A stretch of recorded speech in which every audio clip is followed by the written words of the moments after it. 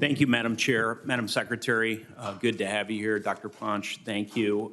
It's really important that my colleagues have an opportunity to ask these probing questions as it pertains to implementation of CHIPS and science, to make sure it's implemented consistent with congressional will, and that we have effective administration. So thank you for being here.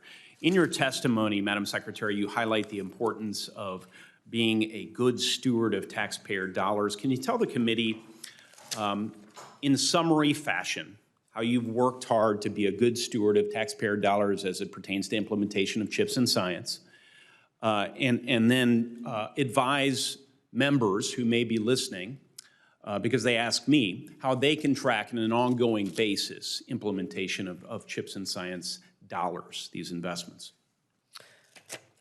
Okay, so as I said earlier, we built a team of over 100 people to analyze each of these applications. Every company, in order to receive money, has to show us a financial plan, has to show us their books of their company, their research and development plan, their national security plan, their workforce plan. And as I said earlier, this has nothing to do with social policy. This is ensuring that these companies can get the job done. I don't want my taxpayer money given to a company that doesn't have a workforce plan and therefore can't get the job done. So all of those requirements are designed to do that. Furthermore, once we give the grant or structure the grant, there'll be like an agreement, a contract, a compliance agreement.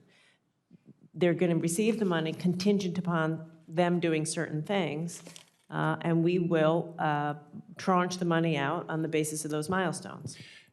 Thank you.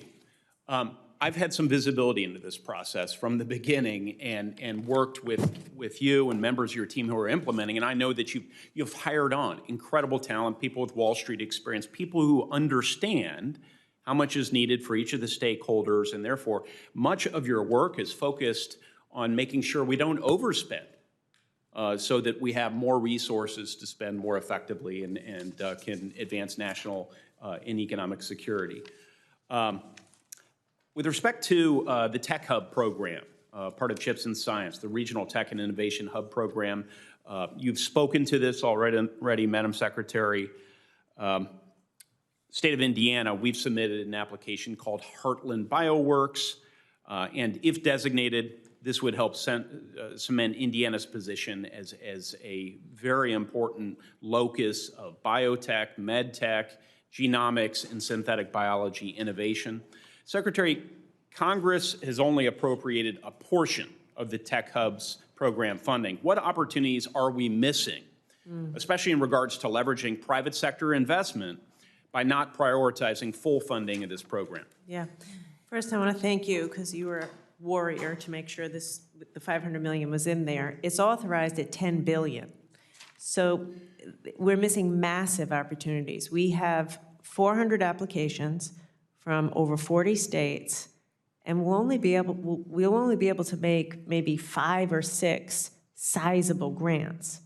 As I said earlier, we'll designate, say, 20 tech hubs, plus or minus. Every one of them is probably worthy of maybe $100 million. That right there is $2 billion. So I think every bit of the $10 billion we could put to work to stimulate high-quality tech hubs. Your application is amazing, but then again, so are many of the others, and we will be really missing out.